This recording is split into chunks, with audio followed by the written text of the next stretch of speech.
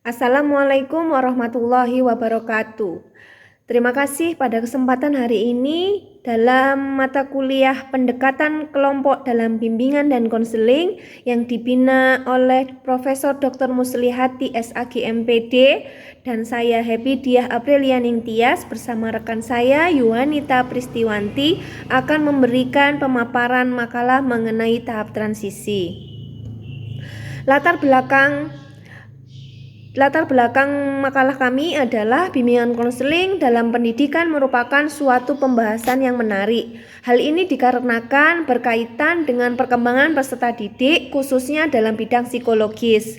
Pada kegiatan bimbingan konseling, baik pendekatan individu maupun kelompok, terdapat sebuah proses bimbingan konseling yang harus dilakukan oleh konselor, di mana tahap-tahap itu harus dilaksanakan secara berurutan sehingga alur kegiatan bimbingan dapat berjalan dengan tepat sasaran. Dan pada kesempatan kali ini kami akan memaparkan tahap transisi dalam bimbingan kelompok. Materi dalam makalah kami yang pertama adalah mengenai pengertian tahap transisi, karakteristik, kemudian fungsi anggota kelompok, kemudian fungsi ketua kelompok. Yang berikutnya adalah perilaku yang bermasalah, berhadapan dengan perilaku membela diri, berhadapan dengan transference dan counter transference. Yang kedelapan adalah kepemimpinan yang efektif. Kemudian yang kesembilan adalah dukungan vs konfrontasi. 10 mencapai hubungan terapeutik. Yang 11 adalah persoalan dengan asisten kepemimpinan. Materi yang pertama di tahap transisi adalah pengertian. Pengertian tahap transisi di mana tahap ini baik pemimpin maupun anggota kelompok mempunyai peranan dan anggota kelompok yang peranannya sangat penting dan saling mempengaruhi satu dengan yang lain. Pada saat ini anggota kelompok mengalami perubahan dalam hubungan mereka satu dengan yang lain, serta fokus dan tujuan kelompok mereka itu sendiri.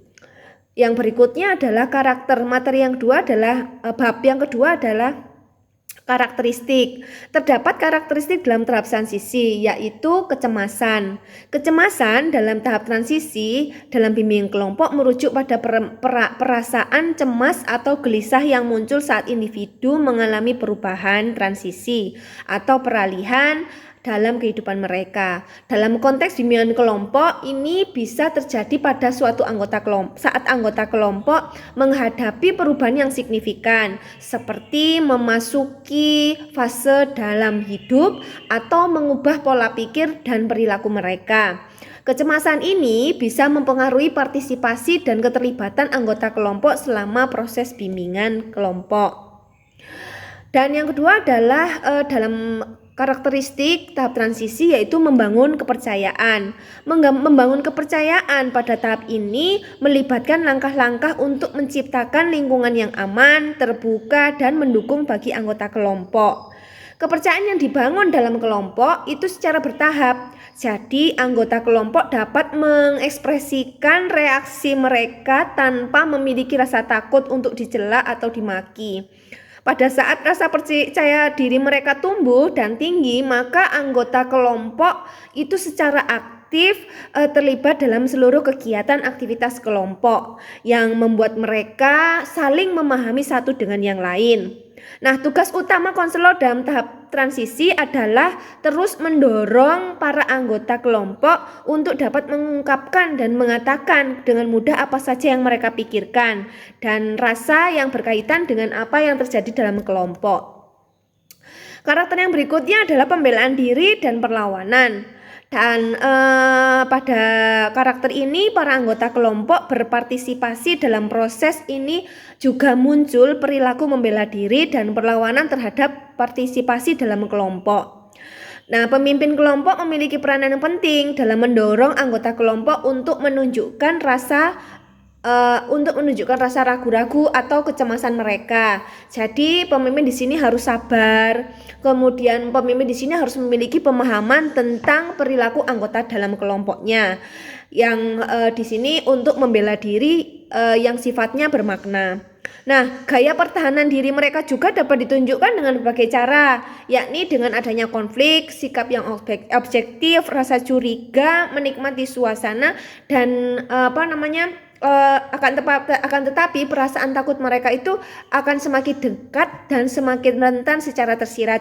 Jadi pemimpin kelompok ini juga harus bisa memahami konteks perilaku yang ditunjukkan anggota kelompok. Jika ada anggota kelompok yang merasa cemas atau sudah mulai curiga, maka pemimpin kelompok harus bisa dengan sabar memahami setiap perubahan yang terjadi atau pembelaan yang terjadi. Yang berikutnya adalah pengalaman ketakutan umum pada anggota kelompok. Dalam hal ini ketakutan umum dalam kelompok merujuk pada kecemasan dan atau rasa takut bersama yang dialami anggota kelompok terhadap tantangan, evaluasi dan kritik dari anggota lain. Hal ini mempengaruhi interaksi dan dinamika kelompok. Ketakutan yang muncul biasanya itu adalah ketakutan yang ditunjukkan dari diri dia sendiri, seperti mungkin dia merasa terlihat kurang pandai dalam kelompok, kemudian dia seperti kehilangan kontrol, emosinya tidak bisa diatur, kemudian ketakutan karena merasa tidak disukai, kemudian merasa tidak bernilai, dan ketakutan yang penyingkapan dirinya itu tidak bisa terbuka, jadi seperti sering menutup diri dan tidak mau berbagi cerita. Yang berikutnya adalah pergumulan dalam penguasaan diri. Pemimpin kelompok, maksudnya pergumulan dalam penguasaan diri ini adalah bentuk pengandalan diri. Jadi mengendalikan diri merupakan hal yang umum terjadi pada masa transisi, karena pada tahap ini itu terdapat dua hal yang penting yang berkaitan dengan tanggung jawab dan prosedur pengambilan keputusan.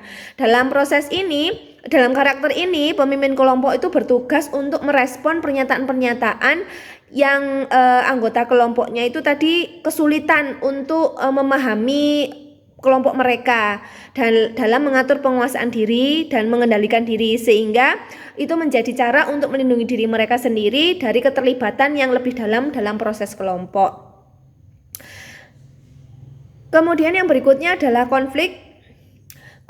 Karakter konflik yaitu konflik itu menunjukkan atau menandakan adanya sesuatu hal yang salah dan perlu dihindari. Dan konflik itu juga muncul dalam sebuah bimbingan kelompok atau konseling kelompok. Nah, konflik itu muncul dalam sebuah kelompok karena tidak adanya pemahaman tentang perbedaan, kemudian tidak pahamnya tentang sebuah bentuk yang biasanya ditandai dengan usianya, jenis kelamin, bahasa, orientasi seksual atau yang lainnya. Kemudian untuk setiap konflik yang muncul itu karena ketidakberhasilan mereka atau keberhasilan anggota kelompok dalam memahami dan menghargai perbedaan yang ada dari setiap anggota kelompok, harus diselesaikan secara terbuka dan dijalani jika kepercayaan yang telah dibangun tadi berjalan baik. Kemudian tugas dari pemimpin kelompok adalah mengajarkan kepada anggota kelompok bahwa nilai atau pandangan tentang konflik yang terjadi harus bersifat membangun. Untuk berikutnya akan dilanjutkan oleh rekan saya, Bu Yuwanita Pristiwanti. Kepada Bu Yuwanita dipersilahkan. Baik Bu Happy, terima kasih atas waktunya. Sekarang saya akan menjelaskan lagi tentang masa transisi yang sekarang pada posisi konfrontasi. Konfrontasi merupakan hal yang menunjukkan tindakan kepedulian dan penghargaan. Maka intervensi yang muncul seringkali mengalami perubahan. Pemimpin kelompok membahas bagaimana konfrontasi menjadi hal yang berguna sebagai umpan balik apabila menyampaikan dengan sikap peduli. Pemimpin kelompok memiliki tanggung jawab dalam mengajarkan anggota kelompok apa itu konfrontasi dan bukan konfrontasi. Tantangan pemimpin kelompok. Tantangan dalam hal ini mengacu pada permasalahan yang dihadapi pemimpin yang mengalami perubahan. Tantangannya seperti tipe pemimpin yang tidak tepat dan kompetensinya tidak baik. Jika pemimpin kelompok sering sensitif pada kritik dan menjadi rentan terhadap ego, kemungkinan besar akan mendapatkan tantangan secara personal dan berdampak pada keefektifan mereka. Pemimpin kelompok dapat menjadi contoh yang baik dan jika dapat menanggapi dengan terbuka daripada menghindar dengan melakukan perlawanan. Reaksi pemimpin kelompok: perilaku bertahan atau membela. Tidak hanya belajar mengenali dan berurusan dengan sikap pembelaan diri dari anggota kelompok, namun menjadikan kita menyadari reaksi apa yang muncul sebagai seorang pemimpin dalam menangani perilaku tersebut. Cara yang paling ampuh untuk intervensi ketika pemimpin kelompok mengalami perasaan yang kuat di atas apa yang dirasakan sebagai keadaan membela diri adalah berhadapan dengan perasaan diri sendiri dan kemungkinan perilaku atau reaksi pembelaan diri apa yang muncul terhadap situasi tersebut. Jika pemimpin kelompok mengabaikan atau mengesampingkan reaksi yang muncul, berarti pemimpin sedang membiarkan diri keluar dari interaksi yang terjadi dalam kelompok. Berikutnya, fungsi anggota kelompok. Anggota kelompok mengenali dan mengekspresikan apapun reaksi yang menetap, tidak menunjukkan perasaan, dapat memberikan kontribusi kepada iklim yang rendah pada unsur kepercayaan. Anggota kelompok menghargai pembelaan diri mereka namun bekerja dengan mereka. Anggota kelompok bergerak dari ketergantungan menjadi mandiri.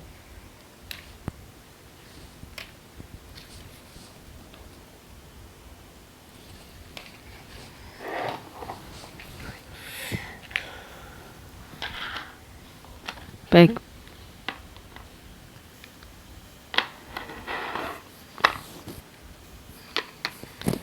Anggota kelompok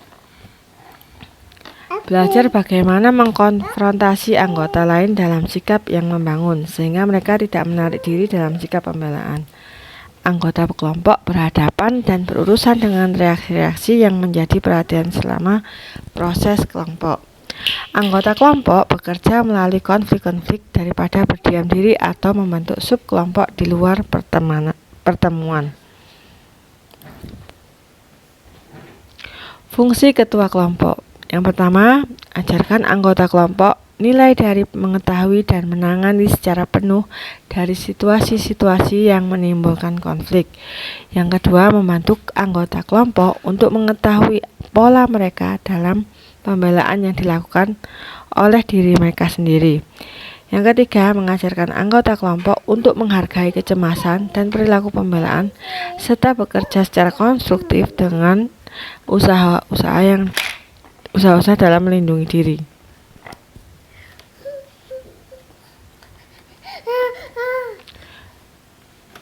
Berikutnya, melengkapi model untuk anggota kelompok dengan berurusan langsung dan bijaksana dengan tantangan baik secara personal maupun profesional. Berikutnya, hindari memberikan label pada anggota kelompok. Belajar untuk memahami berbagai macam perilaku bermasalah. Kemudian bantu anggota kelompok menjadi saling tergantung dan mandiri. Motivasi anggota kelompok untuk mengekspresikan reaksi-reaksi yang terkait di sini dan saat ini terjadi dalam sesi pertemuan kelompok.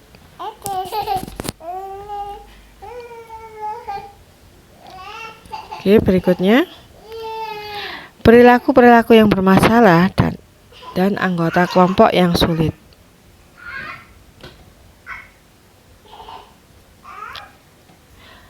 Sumber masalah dalam kelompok. Yang pertama adalah kesulitan bagi diri anggota sendiri. Jadi pada diri anggotanya sendiri itu mengalami kesulitan-kesulitan, entah itu berbicara atau mengeluarkan pendapat. Kemudian kesulitan dari anggota lain dalam berinteraksi sosial. Kemudian kesulitan dari pemimpin kelompok. Mungkin di sini pemimpin kelompok tidak mempunyai kompetensi yang bagus seperti itu. Kemudian Tugas pemimpin kelompok yang pertama, mendidik anggota kelompok agar terlibat aktif produktif. Intervensi untuk mengefektifkan perilaku yang sulit. Yang ketiga, tidak menolak anggota dalam menyalurkan keaktifannya. Yang keempat, nyatakan kesulitan yang dihadapi kepada anggota tanpa mencemarkan karakter atau sifat pribadi tersebut. Yang kelima, hindari untuk merespon sindiran dengan sindiran. Yang keenam, didik anggota kelompok tentang bagaimana kerja kelompok tersebut. Yang ketujuh, jujur pada anggota kelompok berkaitan dengan proses kelompok. Yang kedelapan, dorongan untuk mengeksplorasi diri agar dapat melindungi diri.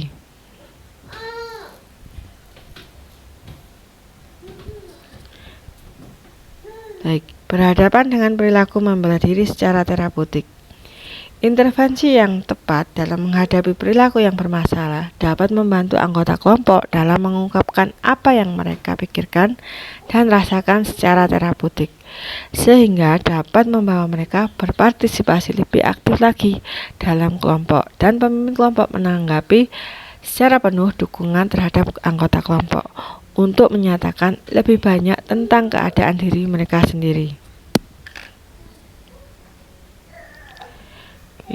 Kemudian berhadapan dengan transference dan counter transference. Transference adalah kondisi di mana klien atau anggota kelompok memproyeksikan perasaan yang ada padanya kepada konselor atau pemimpin kelompok. Untuk counter transference adalah perasaan yang timbul dalam diri konselor atau pemimpin kelompok akibat apa yang dirasakan oleh klien atau anggota kelompok.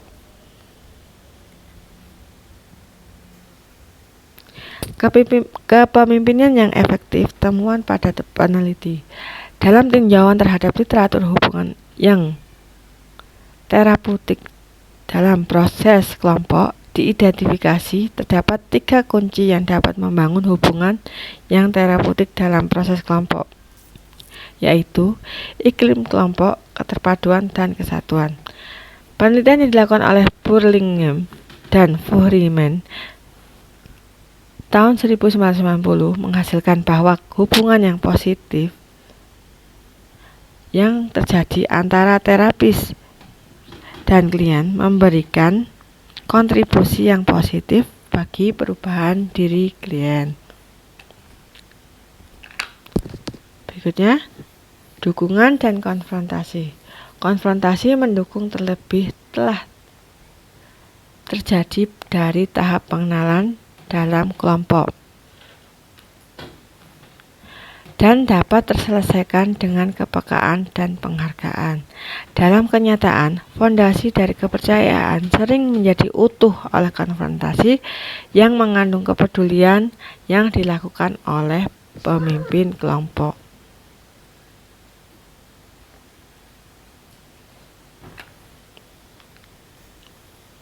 Panduan untuk menciptakan hubungan yang terapeutik dengan anggota kelompok.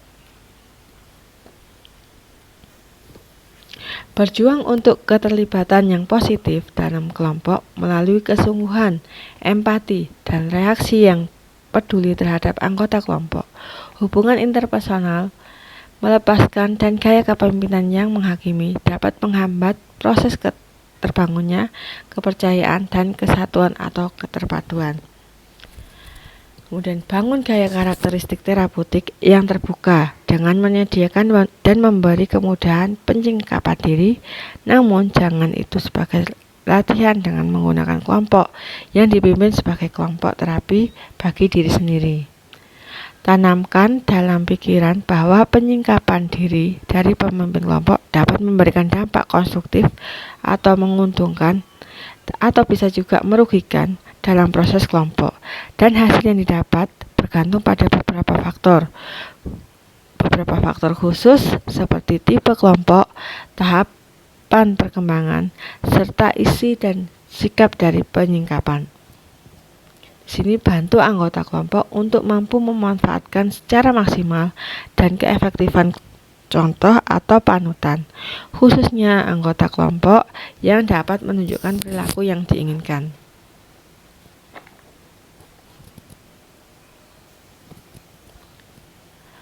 Perlengkapi dengan struktur yang memadai, khususnya pada tahap awal dari kelompok.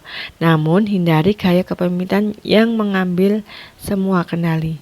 Tunjukkan kepedulian dengan bersedia untuk berkonfrontasi dengan anggota kelompok. Namun, lakukan dengan sikap yang memberikan anggota kelompok contoh yang baik dari bagaimana berkonfrontasi dengan kepekaan. Jika diperlukan, lindungi anggota kelompok dan berjuang untuk menaikkan rasa aman. Kemudian perlengkapi dengan berbagai kesempatan untuk semua anggota kelompok agar dapat menggunakan semaksimal mungkin semua sumber dalam kelompok dengan mengajarkan mereka kemampuan berpartisipasi aktif dalam proses kelompok. Lengkapi dan perkuat aturan-aturan yang jelas sebagai cara untuk menjaga keterpaduan dalam kelompok. Lakukan intervensi ketika ada seorang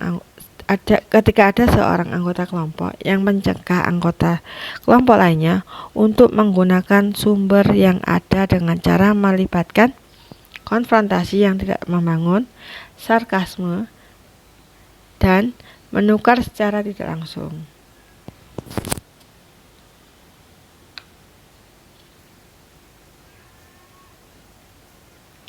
Beberapa persoalan berkaitan dengan asisten pemimpin dalam transisi.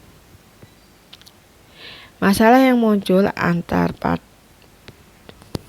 pada tahap ini, pertama, reaksi negatif terhadap satu pemimpin. Yang kedua, tantangan untuk kedua kelompok. Yang ketiga, berurusan dengan perilaku yang bermasalah. Dan yang keempat adalah berurusan dengan counter transference. Kesimpulannya, tahap transisi merupakan tahap yang penting dalam membangun kelompok yang efektif. Tahap transisi adalah tahap di mana baik pemimpin dan anggota kelompok mempunyai peranan yang penting dan saling mempengaruhi satu sama lain. Dalam tahap transisi, berbagai perilaku baru muncul yang belum muncul dalam tahap sebelumnya, seperti rasa cemas, menutup diri, membela diri, dan bersikap diam. Baik pemimpin maupun anggota kelompok, keduanya memasuki tahap penyikapan diri yang semakin dalam. Hal terutama yang dibangun dalam tahap transisi ini adalah kedalaman tingkat kepercayaan yang mampu memberikan dampak pada proses kelompok di tahap selanjutnya. Saran dan kritik. Pada tahap ini, diharapkan pemimpin kelompok yang menguasai teknik dalam kelompok, intervensi yang tepat dalam menghadapi perilaku yang bermasalah dapat membantu anggota kelompok dalam mengungkapkan apa yang mereka pikirkan dan rasakan secara terapeutik, sehingga dapat membawa mereka berpartisipasi lebih aktif dalam kelompok. Pemimpin kelompok diharapkan mampu menanggapi secara penuh dukungan terhadap anggota kelompok untuk menyatakan lebih banyak tentang keadaan diri mereka sendiri. Baik, itulah paparan dari saya. Terima kasih.